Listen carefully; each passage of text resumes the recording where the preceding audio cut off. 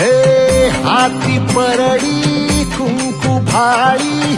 अंतरी तेवली ज्योती ग भंडाऱ्याची मुठ उधळली पाप जळली कोटी ग सेवेसाठी आलो दुरुनी तूच जीवाचा जीव स्वामिनी होऊ दे मंगल आई ग हाती परडी कुंकू भाळी अंतरी तेवली ज्योती ग भंडाऱ्याची